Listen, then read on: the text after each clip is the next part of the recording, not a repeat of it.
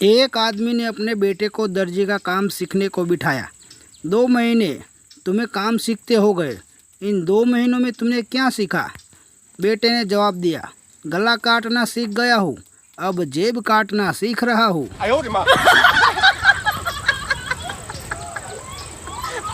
किसी आदमी ने अपने एक मित्र को दावत दी, सारा खाना वही खा गया, घर वाले भूखे रह गए। 5 साल का बबलू तो भूख के मारे रो पड़ा। उसकी माँ ने कहा, बेटा मेहमान को जाने दो, सारे मिलकर रोएंगे, तुम अकेले क्यों रो रहे हो?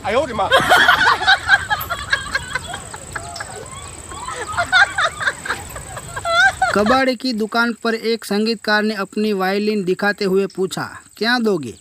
कबाड़ी, इस टूटे फूटे वायलिन का तो 10 रुपया दूंगा। संगीतकार, बस 10 रुपये? इसे बजाना बंद करने के लिए 50 रुपये तो मेरे पड़ोसी दे रहे थे।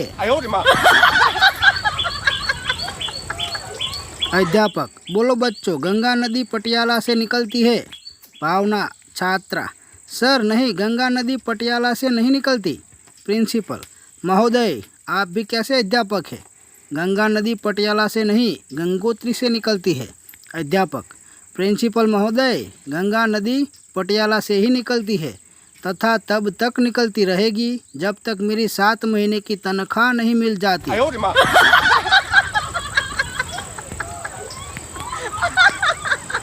दुर्घटना में बचे आदमी से डॉक्टर ने कहा, आप अब खतरे से बाहर है, इतना क्यों घबरा रहे हो?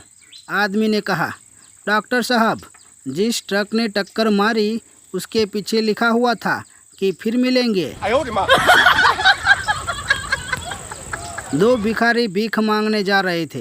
पहला बच्चा बोला, अगर तुम्हारी 1 लाख की लॉटरी लग जाए तो तुम क्या करोगे? दूसरा बच्चा बोला, मैं उन रुपयों की कार खरीदूंगा जिसमें बैठकर हम दोनों भीख मांगेंगे।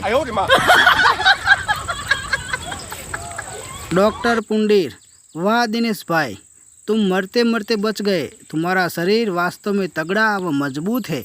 दिनेश, डॉक्टर साहब, मेरा बिल बनाते समय ये सारी बातें याद रखना। रेलगाड़ी स्टेशन पर रुकी तो एक साहब जल्दी से अपने बच्चे को उठाकर गाड़ी की तरफ दौड़े। तभी किसी ने दौड़कर पीछे से उन्हें पकड़ लिया। दोनों ने एक दूसरे को अपनी तरफ खींचा। बाद में पता चला कि पहले साहब गलती से दूसरे साहब का बच्चा उठाकर भाग रहे थे। प्रेमी और प्रेमिका छत पर बैठे थे। चांदनी छिटकी हुई थी। अचानक प्रेमिका बोली, मेरी इच्छा है कि मैं अगले जन्म में चांद बनूं। प्रेमी, हाँ प्रिय, मेरी इच्छा है कि मैं चांद पर उतरने वाला पहला अंतरिक्ष यात्री बनूं।